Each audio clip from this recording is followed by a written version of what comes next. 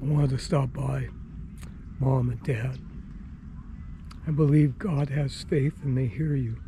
I hope they do. Mom, I had 27,617 days with you. That's over 2,200,000 moments. And Dad, I had 10,650 days with you. Think of it. Mom, you shouldn't have died. As a minimum, there was negligence. Unattended. You had no exercise. You ate pre-packaged foods that either could be heated in a microwave or a hot plate because Sandra changed the locks on the house. What happened to her moral code?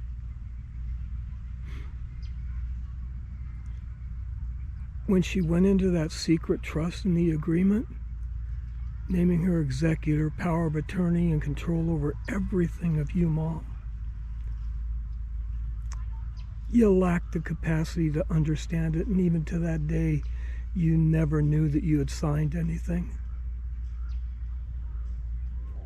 Think of the deceit that your daughter did. Think of how she stole from you and Dad. And she hasn't been here in 40-some years and comes back. My heart is just broken, Mom, because you shouldn't have fallen. Sandra didn't even tell me for 8 days that you were in the hospital. Friday night at 10:50 in the evening, I listened and listened. I finally had my tolerance and I unloaded on her.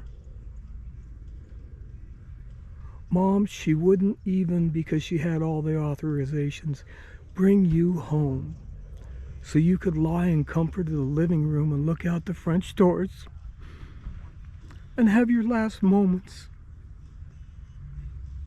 more graceful than laying in a hospital bed.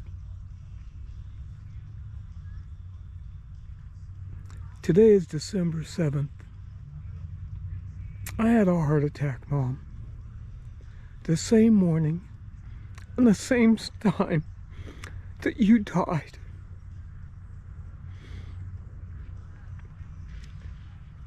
Your nephew Bob, my cousin Bob, he said, you will heal. I'm having a tough time healing because you shouldn't have died. Sandra took such poor care of you. She warehoused you, sleeping on your couch for 5 years. The worst of it, no interaction with people, no family, nobody. You'd take her to church once in a while. Mom, I'm so sorry. I didn't want you to feel in your last moments that your kids were fighting. So I did it in the background. I got tons of stuff, but I should have done more. To walk in there the morning after Sandra finally told me, and to see you, and you to see me and reach out your arm and go, oh, Donnie, oh God. When they said you were talking gibberish, you were talking German, and you were also just talking so fast because your mouth was going ahead of your brain. And the grace for me to watch you stop eating and die from the insides, and to make little malts and sip through a straw over, they said no. And the other things I made daily, I came by multiple times a day to sponge your lips so you get some moisture, and then just to see your head flop forward because you had no more energy. It was so tough to endure, but I had to put on a happy face. For now, I'll let you go, but I won't forget. Tuesday afternoon when I came by to see you, I said, you just looked.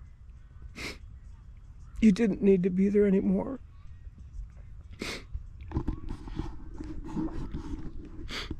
Mom, I told you it was time to go. I lied. Sandra shouldn't have done this to you. She just shouldn't. Greed, immorality, amorality. What happened to her? How can she sleep in any form of comfort, knowing that she didn't have your life embraced by everyone every day? The phone calls, the grandkids, the great-grandkids, the cousins, everybody. And every day I'd call multiple times a day, and what did she do? She wouldn't tell you I called until I'd say welfare check, and then boom, But enough for now. I'm deviating. I just want to tell you, there's a book on top of the gravesite. That's an I Love You Mom book that I wrote for you after 74 years of being my mom. And Sandra hid it from you. How horrible of a human being can you become to behave that way? Just horrible. Just look into my eyes.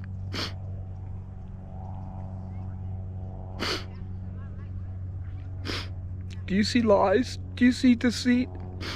Or do you see hurt and anguish that someone didn't need to die?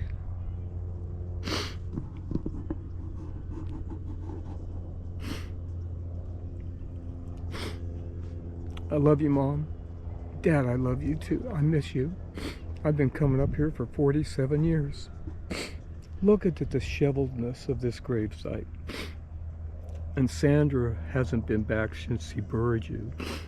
Which, by the way, she's never called. She's never told me you died. She's never told me what funeral home you went to. She's never told me when the funeral was. Even the pastor of the West Valley Chatsworth United Methodist Church, Eric Ilke, he had the gall and the audacity and the conspiratorial immorality to send me a text the day I got home from the hospital after my third heart attack. Do not come by the church. We will advise you when the memorial service is. The worst of it is, Sunday, I drove by, and do you know, he hired security guards at the church. Think of what Sandra must have said to him.